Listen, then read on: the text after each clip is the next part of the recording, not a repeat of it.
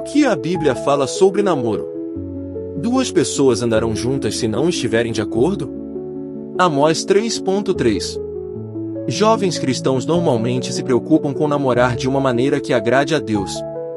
No entanto, existem muitas dúvidas sobre namoro nas igrejas, como, por exemplo, se é melhor cortejar ou pular logo da amizade para o casamento, visto que não há na Bíblia menção explícita a algo chamado namoro.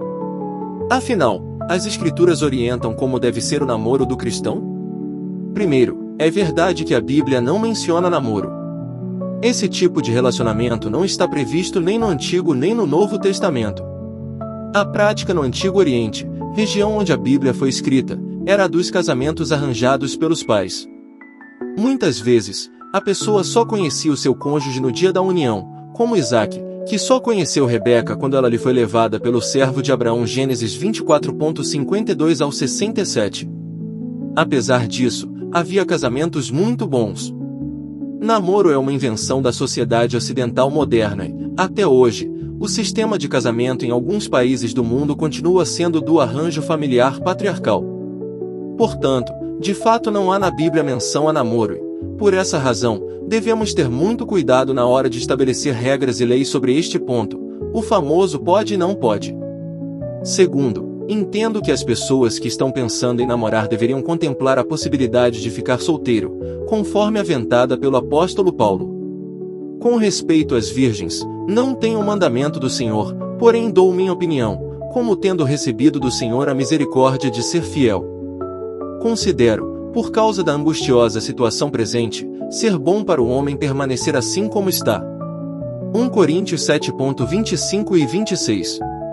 Em nossa sociedade, se estabeleceu a ideia de que um indivíduo será feliz e realizado exclusivamente mediante o casamento e a constituição de uma família. A realidade é que existe a opção do celibato. Uma pessoa pode permanecer solteira, pura, sem se relacionar sexualmente com ninguém e desfrutando dos privilégios e da liberdade que a solteirice oferece. A julgar pela quantidade de casamentos desfeitos em nossos dias, creio que muita gente seria mais feliz se permanecesse solteira. Afinal, se namoro não é mencionado na Bíblia, o celibato é uma opção bíblica. Com relação aos relacionamentos, podemos elencar 4 princípios das Escrituras que são importantes numa relação a dois. Primeiro, sexo só no casamento. Namorar antes significava ir à casa da moça, sair com ela, segurar na mão, depois de um bom tempo dar um beijo, ir ao cinema, dar um passeio, sentar no sofá da sala e conversar.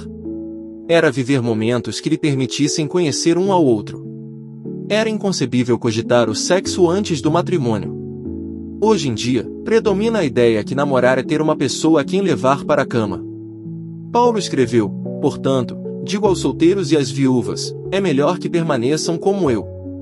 Mas, se não conseguirem se controlar, devem se casar.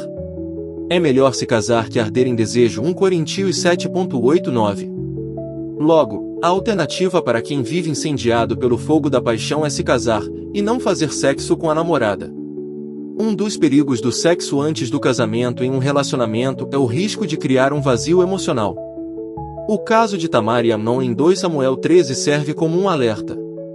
Após a consumação do ato sexual, Amnon não apenas desvalorizou Tamar, mas também a desprezou, resultando em grande dor e sofrimento. Esse exemplo ilustra como a transição do amor para o desejo físico pode levar a um desinteresse e à insatisfação. Segundo, não se deve criar expectativas no namoro que não podem ser legitimamente contempladas antes do casamento. Cada um deve aprender a controlar o próprio corpo e assim viver em santidade e honra, não em paixões sensuais, como os gentios que não conhecem a Deus. Nesse assunto, não prejudiquem nem enganem um irmão, pois o Senhor punirá todas essas práticas, como já os advertimos solenemente em Tessalonicenses 4.4-6.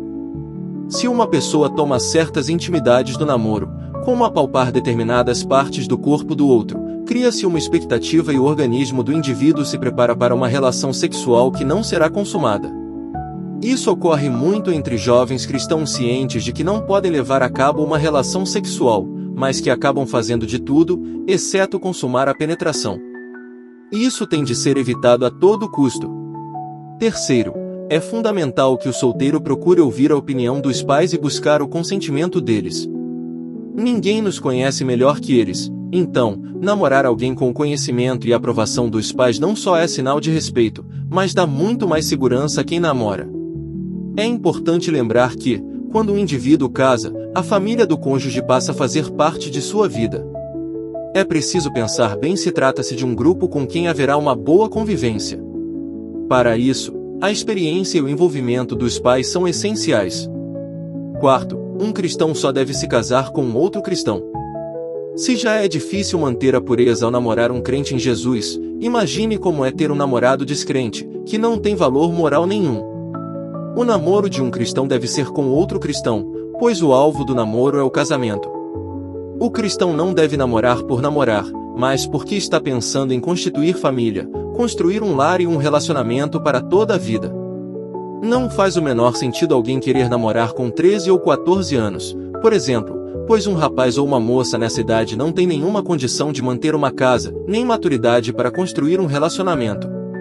Nenhum casal deveria iniciar um relacionamento cedo demais, e quando fizer, penso que não deveria demorar demais para casar. Afinal, quanto mais tempo dura um namoro, maior é a tentação de se relacionar sexualmente. Em algumas igrejas, a liderança estimula não o namoro, mas o cortejar, que é aquele relacionamento afetivo à moda antiga, no qual, no máximo, se pega na mão. Eu vejo essa escolha como um caminho possível, uma vez que a Bíblia não estabelece a existência do namoro. Assim, alternativas são viáveis e devem ser levadas em consideração. Claro que essa escolha depende do casal, dos pais e da própria igreja. No cortejar, a participação dos pais demonstra-se respeito pela pureza do outro e o tempo é gasto para que o rapaz e a moça aprendam, cresçam juntos e se conheçam melhor.